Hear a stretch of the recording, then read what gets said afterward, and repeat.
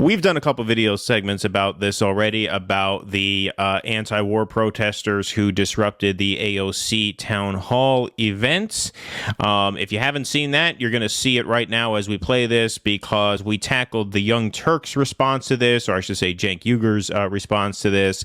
And now we're going to take a look at Kyle Kulinski's take on what happened there. And, you know, one of the most depressing political developments in a while that I've witnessed, and I think I can speak for Russell as well, is the just vanishing of any sort of serious anti-war left. So let's take a look at Kyle Kulinski's response to this viral video. Now, Kyle does not appear in this video, but he comments on it, and we will hear him.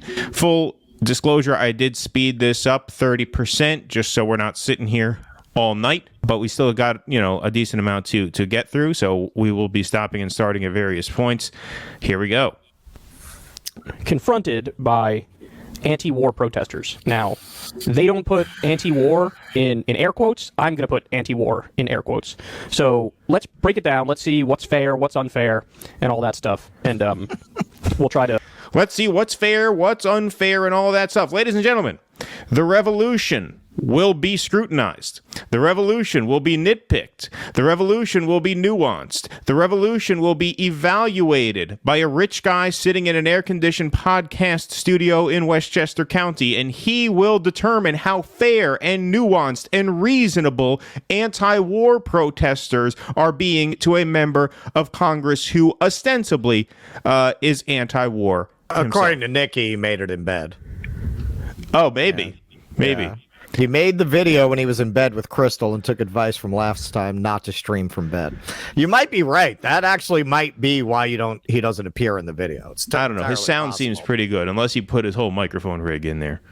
Maybe. All right, here we go. Let's continue on. We'll try to see who's right, what makes the most sense, etc. Okay. Let's do it. All right, let's do it. Congresswoman, none of this matters unless there's a nuclear war, which you voted to send arms and weapons to Ukraine. Tulsi Gabbard, she's left the Democratic Party because they're fucking war hawks, okay? You originally voted, you ran... Let me pause it already, because this guy saying Tulsi Gabbard left the Democratic Party because they are war hawks. That is not the only reason she left the Democratic Party. That was one of, like, what, 5, 6, 7 different reasons why she left. And most of the reasons why she left were actually right-wing criticisms. Oh, my God. She left because her criticisms were right-wing. That totally invalidates what these people are saying here. This is Vanguard shit. This is coddling.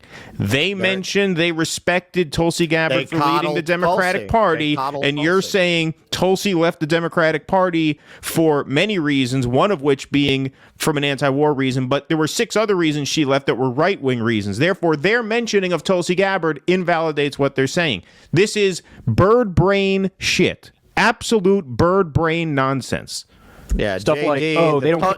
The Tulsi cultists were actually, they appeared in Indiana Jones and the Last Crusade. But that's not what we're talking about here. We're talking about nuclear Armageddon. Totally different subject. They care about religious freedom. They don't care about the rule of law. Stuff that, honestly, is garbage. And if you don't take my word for that, go and watch my full breakdown of Tulsi's announcement that she's leaving the Democratic Party. Now, yeah, I'll get right on that. That's not what this video is about. All they said was Tulsi Gabbard left the Democratic Party. One of the reasons she cited was that the Democratic Party are war hawks. That is true. They are war hawks. It is true that she has a long record of anti-war policies. So all that other shit you just mentioned, and unlike those are called red herrings. That's what we call a red herring. Introducing something that is seemingly relevant to this debate, but not. But not. That's it. now, since that happened, we get this in the Hill. Gabbard to stump for Trump-aligned New Hampshire Senate candidate. Another big fat red herring served There's some up on a people who plate. think, hey, Tulsi's leaving the Democratic Party and she's going to, whatever, like join the Green Party or join some other left-wing third party, and that's why she's doing it, because she's so principled and she's still criticizing Democrats from their left. No one cares That's why not she's true. doing it. That's not true. Tulsi has, for about a year now, been most of the criticism she has of the Democrats are actually from their right, not from their left. Okay, dipshit, I don't care. that Tulsi criticizes Democrats from the right. I don't care that these people in the video, these protesters, are right-wing. Let's say they are right-wing. I don't give a shit. This is not about whether they are right-wing. This is about the merits of what they actually say, which, in fairness, Kyle will attempt to address later, though he does a pretty piss-poor job of it. Like when she said about Build Back Better, that, it's big government spending and the government's already too big. That's a right-wing criticism. There is no other interpretation of that. That's just also, what that is. Completely irrelevant. And a lot of the stuff in Build Back Better was stuff that Tulsi had previously supported. Stuff like universal pre-K and elder care. Negotiating for lower prescription drug prices. Okay, notice how quickly we're completely off the topic. Yeah, look. I mean, I believe that Tulsi is all over the place on a wide variety of subjects, and it is very difficult to nail down at this point exactly what she believes, except on one fucking subject. This one, war, because she's actually in the military.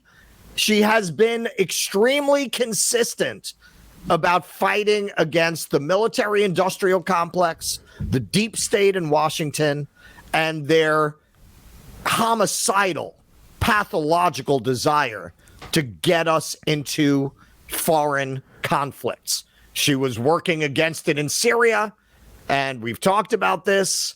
Donald Trump fucked up their whole plan. The war they have now in Ukraine is the one they actually wanted to have in Syria. Donald Trump put the kibosh on it. Now they're having that war in Ukraine. Yeah, she's been all over the place on Medicare for all. It's not clear what she supports, what she believes in at this point, except for this area. And this is what we're talking about, isn't it?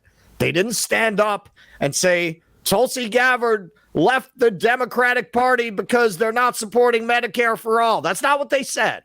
Right. That's not what they said. They brought up something that she has been extremely consistent about, and you don't want to take it off.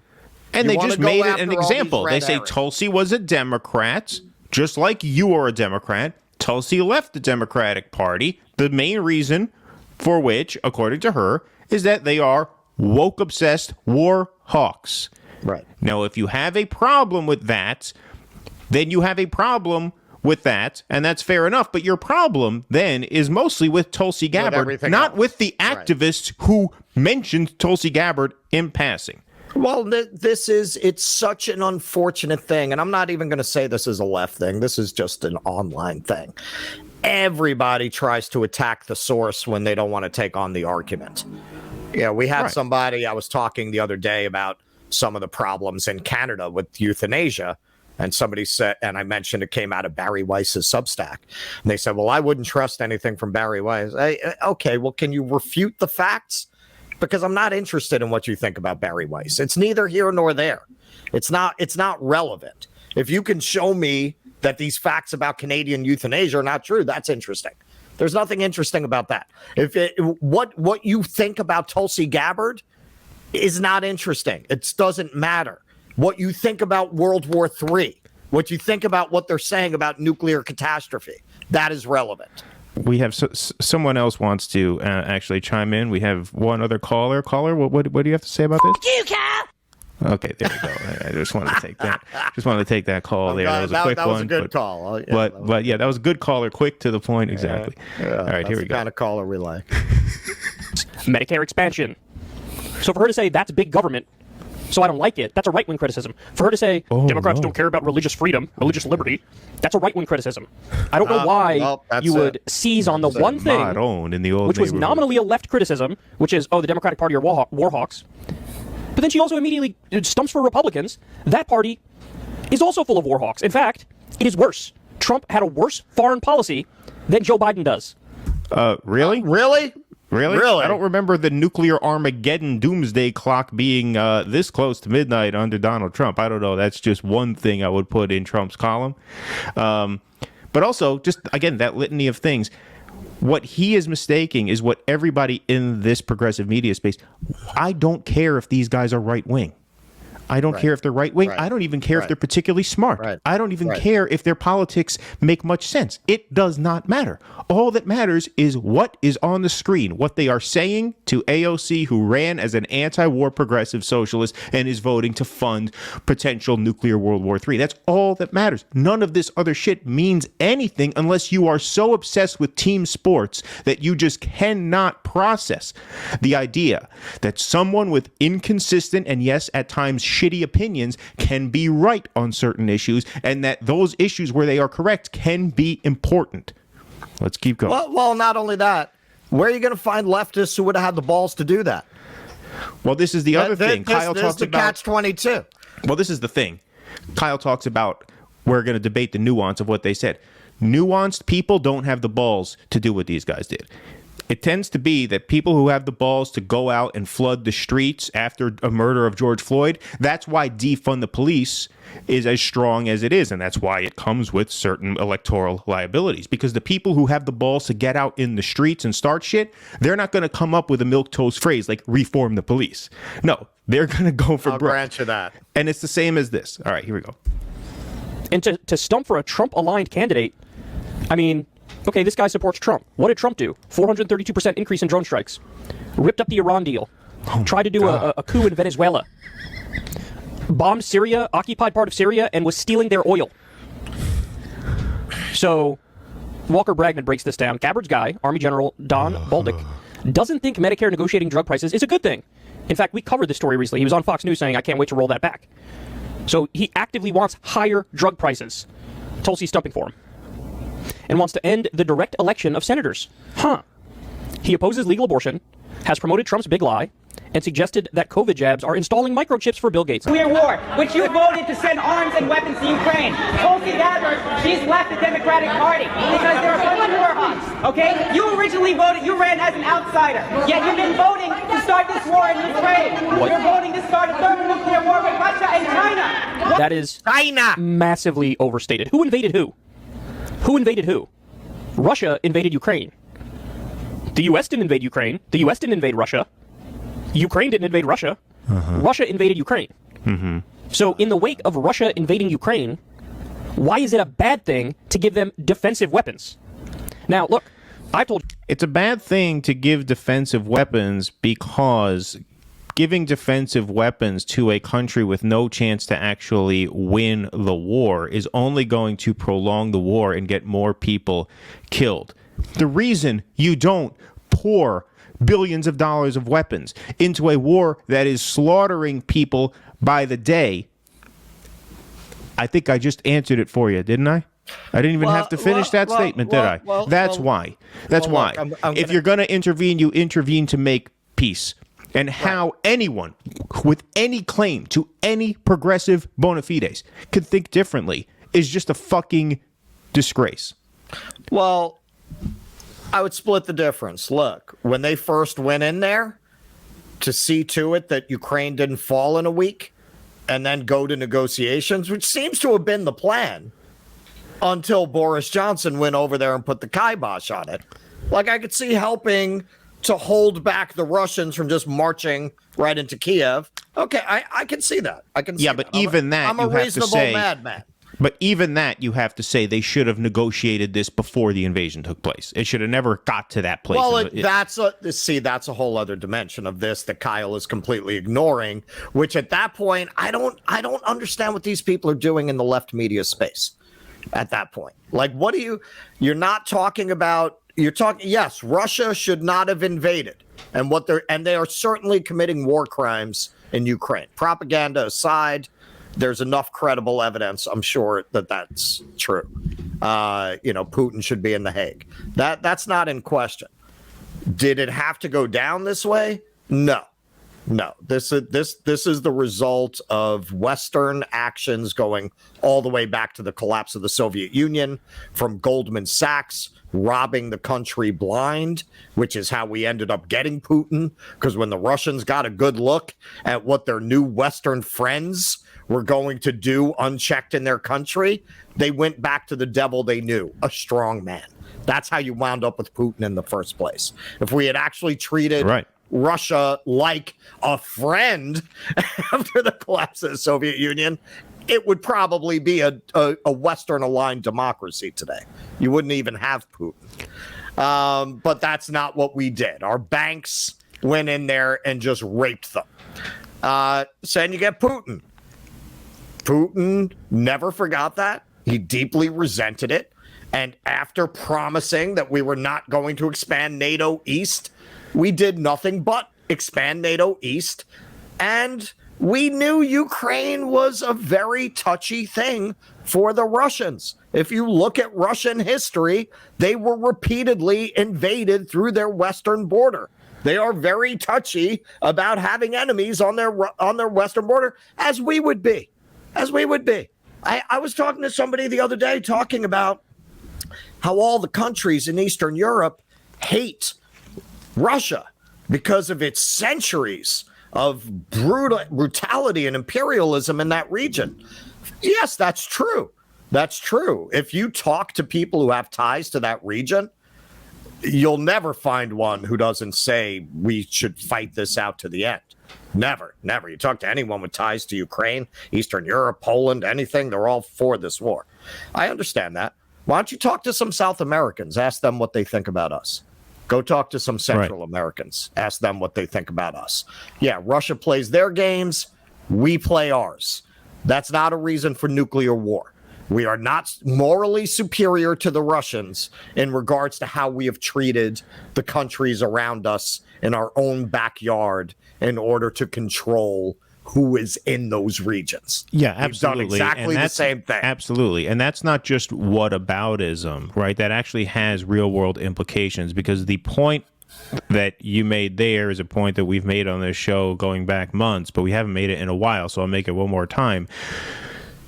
To want to hold Russia to account for what they have done in Ukraine, which absolutely is a war crime, there's no doubt about that.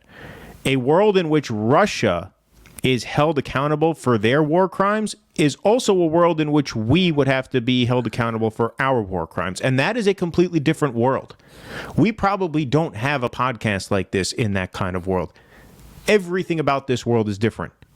Everything about this world, everything about every one of our lives is different, because we don't live inside the imperial United States, if that is the case. And the implications of that are beyond what most people are able to conceptualize.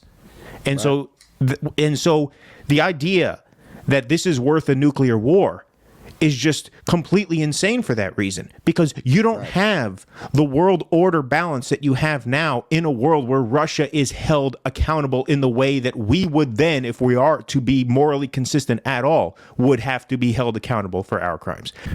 You guys this. After the first 2 or 3 packages, I would have started to wrap it up a little bit. You know, at this point, we've had, over a dozen packages sent to Ukraine, and it's been somewhere between $50 billion and $80 billion worth of weapons sent to Ukraine. Yeah, I agree that's overkill. And yeah, I agree that's probably because, the politicians are enriching the military-industrial complex. That's probably... Okay, so now he's saying that they're right. Okay, well, they're right about what they're saying, but Tulsi Gabbard is now campaigning for Trump candidates, so that means what?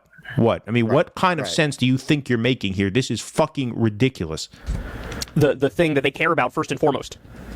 So I don't deny that it's overkill, but to say that this means you want a nuclear war. Overkill. He's going to be saying that when the missiles are sailing over the horizon. Yeah, right. Well, that's just overkill. I mean, I'll give you that. It's overkill. That's overkill. Man, okay, fine. I concede that. If the United I'm nuanced enough to concede that. States sent weapons to Palestinians. Okay, here's hang on. Let me adjust my position, because if I'm going to be one of those nuclear shadows, yeah, right. I want to look good. All right, here we go. This means you want a nuclear war.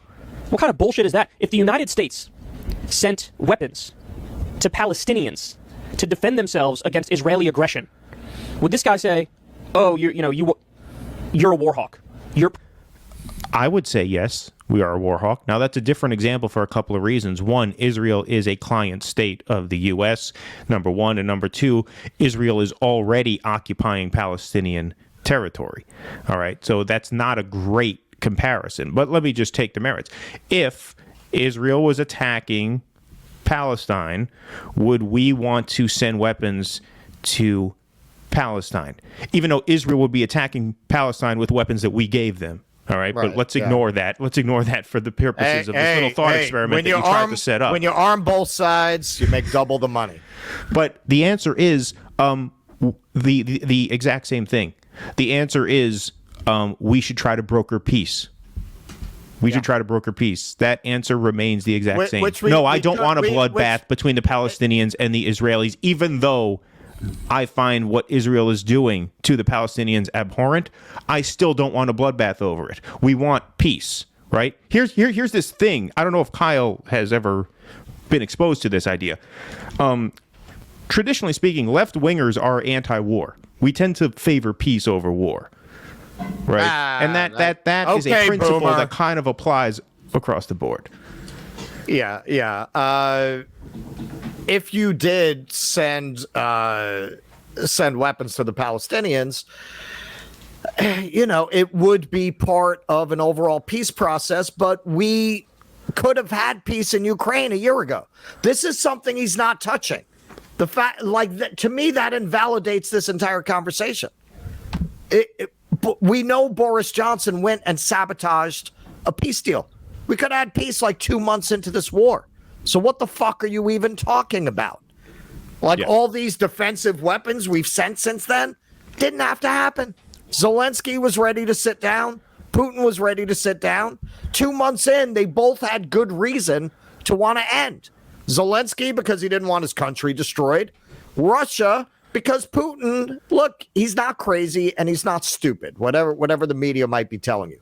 He saw that flaws in his military were being exposed very quickly and that this could escalate into something that in the end was not going to benefit him, either domestically or internationally.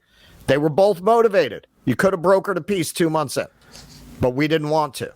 We're enriching our arms manufacturers, and this is also a new world order power play to try to break the back of a potential rival and antagonist on the world stage. So we're taking that opportunity and risking World War III to do it. Pro-war. My guess is no. My guess is he would understand, well, those are defensive weapons to the Palestinians. So that's very different by its nature, because it is defensive. But now, all of a sudden, you're saying this is, she wants nuclear war, she wants World War III. I have many criticisms of Alexandria Ocasio-Cortez. I was criticizing her during Force the Vote. I was annoyed that she voted for Pelosi to be Speaker. Oh, really? She cast some terrible votes on the issue of Israel-Palestine. I've criticized her. You can go back and check the Secular Talk YouTube library. But I've been annoyed with her. Just doesn't make any sense. Why are you playing with the lives of American citizens? You're playing with our lives. There will be no neighbors if there's a nuclear bomb. You voted to mobilize and send money to Ukrainian Nazis. You're a coward. You're a progressive socialist. Where are you against the war mobilization? He's telling the right truth. This is unbelievable. Who invaded who? Who invaded who? Russia invaded Ukraine. Russia did the imperialist action. That's what happened.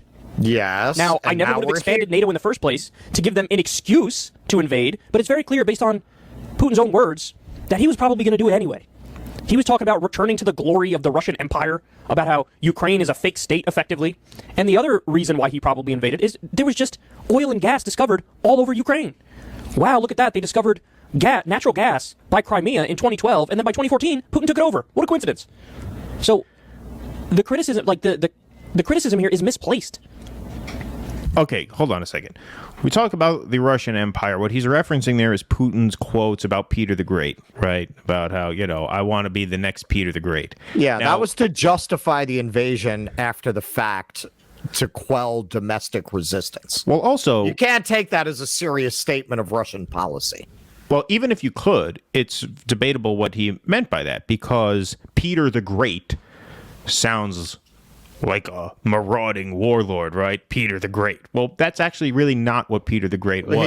He wanted to align with Europe. His legacy was not to conquer the world. His legacy was he attempted to modernize Russia and integrate it into the global system. Right. He did that partly by beefing up the Russian military, the Russian Navy, but he also created trade relationships, right? He wanted to focus on the cultural advancement of Russia. Now, it's very hotly debated to this day how successful he was in doing that. And therefore, it can be debated what Putin meant when he said that. But if we look at what Putin's goals seem to be, what his goals seem to be are very aligned with the sort of more, what I would argue, fair-minded interpretation of the Peter the Great legacy, which is Putin wanted to create a sort of parallel economic order that could perhaps compete with and or cooperate with the West, right? And probably a little bit of both, really. That's business, right? But that's what he wanted to do.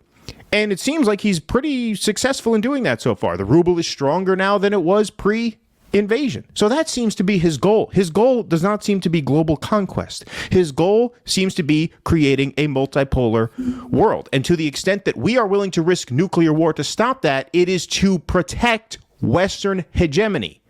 That is why we are funneling weapons into Ukraine. So if you are willing, well, that's what I'm saying. If you are willing to risk nuclear annihilation over that, then you have to own that. You have to own that. You can't make up stories about how Putin is the next Hitler going to maraud his way throughout Europe and the world. That is a fantasy. That is propaganda. Every enemy, every time they want the U.S. to get into one of these wars, oh, it's Hitler all over again. There was one person who was worthy of that title. His name was Hitler.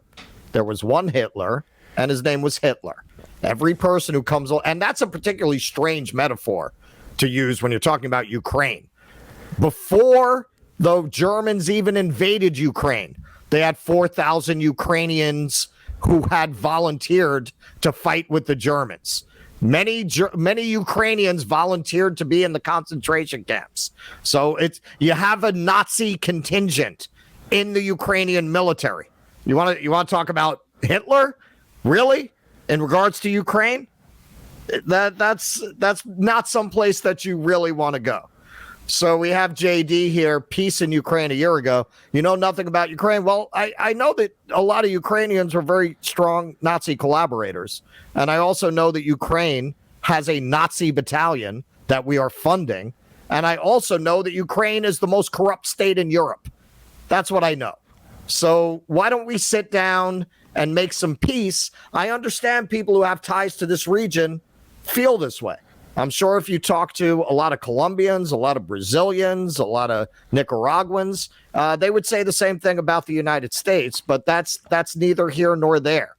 And as for his occupying areas of oil and gas, we did the same thing in every country that we've invaded. And like I said, the point of this is not whataboutism. The point is, what kind of world do you want to live in? If you want to live in a world where strong men leaders of imperial powers are truly held to account for their crimes against other countries, then we must accept that punishment ourselves. And that is a completely different world from the world we live in. So people who are advocating for the escalation of this to an apocalyptic level, you're not even clear about the world you want, because the world you want is a world where we are punished also. Yes. All right, let's go. Run it back a touch. There's a nuclear bomb. You voted to mobilize and send money to Ukrainian Nazis. You're a coward. Look, damn right. There's a small percentage of Ukrainian fighters who are Nazis. It's the Azov battalion. Nazi I've been calling all along for, if you're going to arm Ukraine, yes, there should be rules and strings attached, and none of them can go to the... Also, it's not just a portion of fighters who are Nazis. There's a Nazi battalion. An entire There are battalion, Nazis yeah. in Idaho, but there's not a branch of the Idaho National Guard, like the Der Führer, battalion of the Idaho National Guard. It's different when they are a formalized unit. That's different. That's not just saying there are a few bad apples in the military. The Nazis.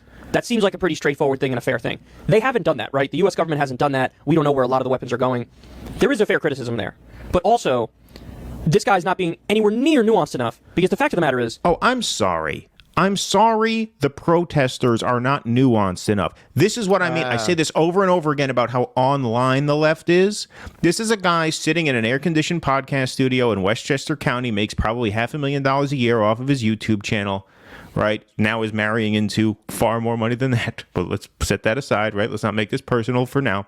But right. that segment's coming tomorrow. Yeah, right. That'll be tomorrow. That'll be the sequel. Right, exactly. Listen, guys who have the balls to do this tend not to be nuanced. That's called mass politics. That's called mass action. That's called direct action. That's why the Black Power symbol, that's why it's a fist in the air. It's not a quill pen on a paper writing out nuanced arguments. Okay? You have to put a fist in the air and take the fight to these people forcefully. If it means that not everything you say comes out exactly right, not every position you articulate is exactly nuanced as it should be, that's because he's out there. He's out there screaming at a congresswoman. Right. That takes a certain level of balls. There's a certain level of adrenaline. He's going to be very amped up. Right. The adrenaline's going. Right. So I'm sorry if he's not nuanced enough for you. But like I said, this is an online phenomenon. This is what happens when you're too online. Everything has to be perfectly nuanced and perfectly rational and perfectly scripted. And that's not how politics works. It's certainly not how mass politics works. It's not historically how left politics works. It's certainly not how our channel works. Right, yeah, definitely not how our channel works. And a Nazi problem in Russia. And they're the ones who are doing the offensive invasion. They are the ones who are breaking international law. So if you wanted to question Ocasio-Cortez and say, hey, can you propose a bill to, like, as you send weapons to Ukraine, to have it not go to Nazis, I'd be agreeing with him. Oh, that's what he should have done. Oh, just keep it away from the Nazis. Well, we happen to have exclusive audio here of a meeting of liaison. Yeah, right.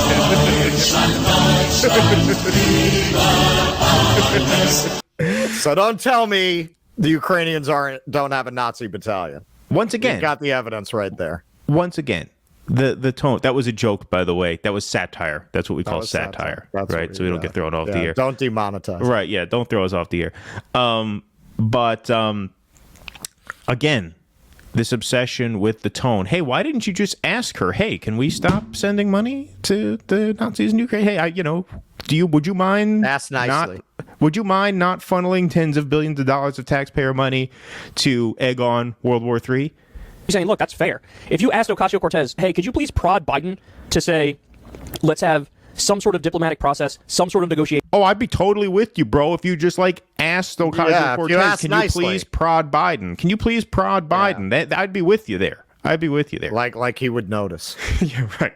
To try to bring this thing to an end before it spirals out of control. I would totally agree with this guy. But he's just spazzing out and yelling, and the criticisms are not really coherent. Oh. He's protesting too hard. Right, exactly. That's what he's saying. He's telling the right truth. You have done nothing. Tulsi Gabbard has shown guts where you... Guts. Tulsi's shown guts, guys. This is Tulsi showing guts. Oh, my God. Well, Leaving the Democrats, not just because they're too pro-war, but also because they're too woke and they attack religious liberty or something. And, oh, yeah, by the way, even though I just said Democrats See, are now too he goes pro-war, back to this. This is why I didn't think we had to play the whole thing. Or not just as pro-war, they are more pro-war. You've shown cowardice. I believed in you, and you became the very thing you sought to fight against. That's what you've become. You are the establishment, and you are the reason why everybody will end up in a nuclear war unless you choose to stand. So AOC is the reason why everybody's going to be in a nuclear war. Not, I don't know. That's not what he said. The person well, first of all, if he said you are the reason why we're going to end up in a nuclear war, okay, Kyle, what do you want, a fucking debate point for that? That technically you're right, AOC is not the reason there's going to be nuclear war. Okay, fine. Put a fucking star on your chart, you fucking prick. Like, why are you nitpicking this guy in this way? Again, he's up there. His adrenaline is rushing, okay? Did that sentence come out exactly in a way that makes total sense? No. But you know what? He's up there doing it, which is more than I could say for you. It's more than I could say for me. It's more than I could say for Russell. It's more than I could say for anybody. Yeah. He went up there and did it. So he lets something slip when you're talking real fast and you're amped up and you're... Who cares? You're going to nitpick him on that? Really? I mean, that's just chicken shit. If he wrote an op-ed in the New York Times saying AOC is the reason we're headed for nuclear war, then, okay, you can nitpick that.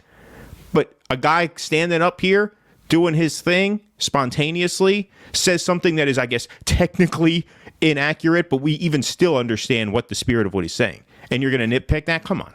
Come on. All right, Mr. Weiss, I'm going to break my policy of only recognizing you when you give us money. I was scolded in Beacon, New York today for displaying a disband NATO placard. Oh, we see where you get it from, Keaton. I was told that message is not welcome in a, quote, progressive town like this. Yeah. You gotta, war is peace, freedom is slavery, ignorance is strength, right? Yep. Drop the nuke? Vladimir Putin? He's not the reason? The guy who would do it if it's going to be done. He's not the problem? I understand reserving some criticism for the West, saying you have to insist on some sort of diplomatic end to this. I get that. So you want to put some of the blame at the people who are escalating out of control. Man. I agree with you. Right? Unbelievable. But, well, listen, if Putin were at the town hall in the Bronx, he'd probably say Putin was wrong to invade. Putin's not in the fucking Bronx. Putin is not accountable to this guy. His congresswoman moron. He comes sometimes. He wears the hat low. I mean, Jesus. I mean, can't recognize him. It's mind blowing. It's mind Sometimes blowing. he comes for the pizza. You should reserve some blame for Putin. Putin is not his representative. Yeah. Okay. He didn't elect Putin. This is what Noam Chomsky said way back then. We are accountable for what our country does. We are responsible for our state as citizens of our state. So this idea that, well, you should blame Putin. Blame Putin where? On Facebook? What, do you want him to write on Facebook that Putin should have invaded? He could tweet that out? That's not activism. That's activism in your online world. That's activism in Kyle Kulinski's online world. Because he's been on YouTube for now, whatever it is, 13 fucking years. He doesn't know the difference between the online world and the real world. In the real world, you go to your congressperson's town hall and you get in their face and you say, how dare you in our name egg on nuclear war, which is exactly what this guy did. And he was exactly right to do it. Kyle knows he's 2 or 3 years away from an MSNBC contract. He doesn't want to do anything to fuck it up. He's auditioning for Maddow's old slot. They all are. Anna, Chunk. They're all hoping Alex Wagner is going to keep that seat warm for them. Right. Yeah, exactly. You're totally missing the plot if you're discussing this as if the U.S. is steering the ship, the U.S. is to blame, or Ukraine is to blame. Because Ukraine didn't start the war. The U.S. didn't start the war. Russia started the war. Stop right now and denounce the Democratic Party. Will you do that? Okay, well, so let me ask you a question. If AOC denounces the Democratic Party, but she then goes on to stump for Republicans, would you give her the same credit that you're giving Tulsi Gabbard? What the fuck? What the fuck are you even talking What about? are you talking about? What does that have to do with any? What? Let me play that again. I honestly, I don't. Let me just play that again. I'm like the RCA dog right now. I'm like, I wasn't going to play this past the 7-minute point because he gets repetitive, but since we have a good crowd, it seems to be digging this. But I hadn't heard that in a while. Let me get this again. Stop right now and denounce the Democratic Party. Will you do that? Okay, well, so let me ask you a question. If AOC denounces the Democratic Party, but she then goes on to stump for Republicans, would you give her the same credit that you're giving Tulsi Gabbard? Just curious. I mean, I think yes. I think yes. I think yes. I think the answer is yes. That's what I was going to say. I think my answer to that would be yes. Yes, we would, because it doesn't matter. That's not the point. That's not the point here. Thank you, Mad Marcus. Yes, smash that like button. Simple. Boom. Smash that like button. Absolutely. Thank you guys very much. Are you going to stop nuclear war? Yes. Are you going to stop nuclear war? Look, I'll say it again, man.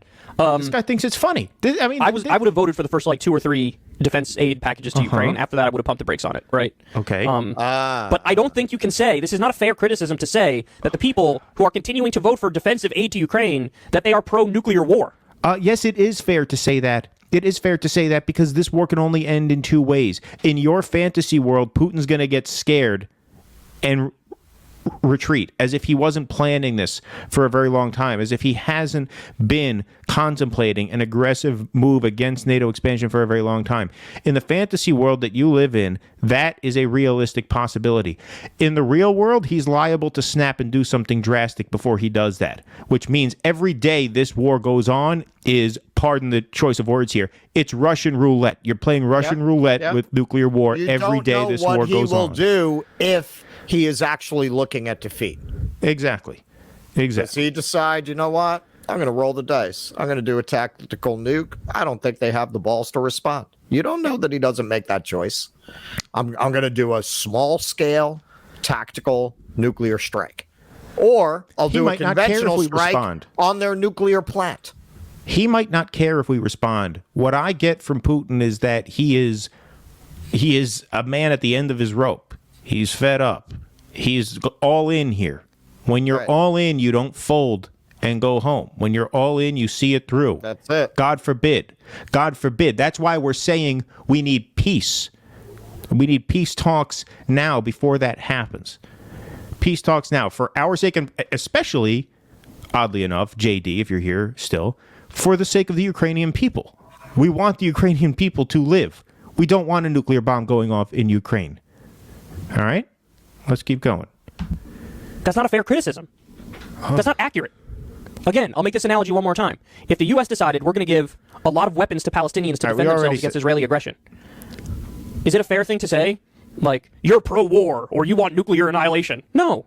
You'd say, okay, look, agree or disagree with the action, and you could... If Palestine has no chance of winning the war and Israel is threatening nuclear escalation, then yes, to fund Palestinians with weapons would be to perpetuate war. It's very slippery. It's very slippery. I just don't understand. Because he knows progressives are supposed to defend Palestine, and so he thinks he could gotcha us by going there. Well, that's what I mean. It's very slippery. Yeah. All right. Oh, let me throw in Palestine. Nobody wants to be a Zionist.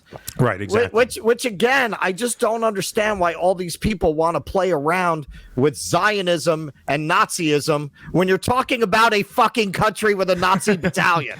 Well, also, I don't get why they want to keep invoking the chosen people. Also, in that example, it would have nothing to do with being a Zionist. Just like this has nothing to do. I do not support Vladimir Putin. I do not support what he did. It has nothing to do with that. It has nothing to do with that. Saying we shouldn't flood Palestine with billions of dollars worth of weapons in a war they can't win, in a war that is threatening to go nuclear, that is not an endorsement of the Israeli state. Just like peace talks here are not an endorsement of the Russian state. Hold on. Sorry, I lost track of that. Virtuoso. This man courageously expresses his concern for human existence, so somebody has to rattle AOC's royal stagecoach. Kyle's being a sniveling dweeb. He is being a sniveling dweeb, Virtuoso. I said this at the risk of repeating myself. The only reason Kyle has an audience is that he got in 13 years ago when 7 people were doing this. If he started a channel today, he would have 6 subscribers and 2 of them would be his parents. Yeah. Yeah. Who the hell would sign up to watch this boring moron today if he tried to get into this space? Criticize the action. It's defensive. It's defensive in nature. The intent is defensive. Yes or no? There is no line. Because by the way, what's crazy is you can't even hear a word she's saying, and she's got a microphone. This other guy doesn't have a microphone, and you hear him loud and clear. Yeah, that's called an activist. Activists tend to be loud. None of it. You know that. Then let's take it up right now, because this is the only thing that matters. This truly is incredible to me. Look, if these guys want to save all of their energy to, like, go yell at Joe Biden and say, get us in a fucking diplomatic negotiation, you motherfucker. Please, let's negotiate this thing. I would understand that. But that's not what this is. Blame, first and foremost, goes to the person who did the illegal and offensive invasion. That's Vladimir Putin. Okay, well, Vladimir Putin's not in town this week, so he couldn't say this to Vladimir Putin. Joe Biden... He's on the road right now. He's doing 2 shows a night in Tulsa. Exactly. Joe Biden is an imperialist warmonger. We've known that for 50 fucking years now. Joe Biden did not run as someone who was going to be a voice against this kind of insanity. AOC did. And AOC is in this guy's district, or at least a neighboring district, a bus ride away, wherever this guy lives. That's why he's saying it to her. Because she is ostensibly, theoretically, accountable to an anti-war left movement. Joe Biden is not. That's why you say this to AOC. Right. And neither is Joe Biden. And then if you want to, after that, say, hey, Joe Biden, we know this motherfucker's crazy, but please, let's try to sort this out where we don't all end up dead in nuclear war. So for the love of God, pick up the phone and make the call. Like, listen, I don't think you should say that after anything. Why that would come second to anything is suicidally insane. First blame Putin, and then ask Joe Biden, hey, maybe you should keep us out of a nuclear war. No, the urgency that this guy is expressing. Ask nicely. You're right. Yeah. I mean, it's just really, wow. Let's talk to Zelensky and say, I know you want to defend every last inch of Ukraine, but let's let's sit down and talk this out and maybe find something that we could do which could avert a worst case scenario. I would agree with all of that. But that's not what this is. This is just like spazzing out and acting like Alexandria Ocasio-Cortez just started World War III. Spazzing out. By spazzing out, you mean... I thought you're not allowed to say that anymore. Didn't Beyonce just get in trouble for having spaz in her album? She had to take it out. Well, aside from being very unwoke, it's just such an elitist take on an activist that he's spazzing out. Oh God, he's like spazzing out. Oh my God, look at him right now. Oh my God, he's got to get it together. Hoisted on his own petard. Right, exactly. I mean, what a privileged and condescending thing to say. What a condescending thing to say. He's spazzing out. This is the only thing that matters right now. We could be in a nuclear war at any minute, and you continue to fund it. That's what's going on. She's not continuing to fund nuclear war. She's continuing to fund defensive arms to a country that got illegally invaded. Oh, my God. Jeez, I mean, this is brainworms, dude. Like, there are some people... There's a particular mindset that pops up sometimes on the left, which is just like fucking the enemy of all nuance and reason. Here it is. Which is, it's sort of like a reverse American exceptionalism. In the same way that many people on the far right and neocons think, like, America is the best and everything comes back to us, like being the world police and stuff like that. There's a left-wing analog to that, which is America is to blame for absolutely everything, no matter what. Even when the facts are just obviously counter to that. But that's what this mindset is. That's what this mindset is. Somehow we bear 100% of the blame for Vladimir Putin illegally and offensively invading his neighbor. Why not right now? You're the liar here. He's being Nobody rude. can hold you accountable. Is that like when you occupied Nancy Pelosi's office before you'd even been sworn into Congress? That kind of rude. Or bringing the ruckus to the Democratic Party. Wasn't that a quote of hers? We should bring the ruckus to the Democratic Party. Well, welcome to the ruckus, Alexandria. Right. Welcome to the ruckus. And realize that what you've been saying has been lies. Let your conscience come through for once. Forgive me for not accepting lectures on somebody's conscience when he was just sucking off Tulsi Gabbard, and here's what Tulsi's doing right now. Oh my God. All right, back to this. Okay, I'll say it again. I have plenty of criticisms of AOC. In fact, I'm sure at this point AOC fucking hates my guts. Because I have criticized her. I've criticized her enough where she probably thinks some of the criticisms are unfair. Obviously, I disagree. I think every criticism I've ever leveled at her has been fair. But this is just like, fuck, AOC derangement syndrome. And they've totally lost the plot on Russia and Ukraine. All right, beautiful work, Kyle. Oh my God. Beautiful work, Kyle. You, Kyle! You, Kyle! He kept going to this idea. He went back to Tulsi Gabbard's right-wing social positions 3 times. He went back to it 3 times. That was like a motif of that segment. He opened with it, he went to it in Act 2, and he went to it again in Act 3. The signaling there is that these guys, it's the same. At least he knows his Aristotelian unities. Right, yeah, exactly. Right. He had at least a through-line, good 3-act plot structure there. There you go. But he did the same thing that Cenk Uygur did, and we did a segment on Cenk's reaction to this very incident as well, which is he is most concerned with signaling that these guys, these protesters, are not one of us. They're not in our club. Yeah. They're not progressives. Yeah. And he was addressing that first, and the substance of what they said second. That Tulsi Gabbard's evolution or devolution, if you want to call it that, on domestic progressive policy, be it economic policy or social policy, that is relevant to this conversation at all is absurd. To bring that up 3 times, to make that the through line of the piece, that's brainworms, dude. Brainworms. That's brainworms, dude. Well, that's it. They've all become, all of these people, Kyle, Dole, the Young Turks, they've all become corporate media. They all use the same corporate media techniques of trying to smear, throw mud, put an ick factor on people they're trying to discredit rather than take on their argument. We came over, and the people who are in this alternative media space, to get away from that. And now the people who got in earliest so that they have the most success, they're eyeing their next career move, which I believe they're all looking to corporate media. They're all waiting for CNN, MSNBC, they're all looking to be pundits on there. So they don't want to cross certain lines that will make them just verboten for those organizations. They can't say certain things. Brain worms, bro. Nice use of emojis there, Ryan Wood. Nice work. I wouldn't even know how to begin to make that emoji. Yeah, that's a tough one. Please clap.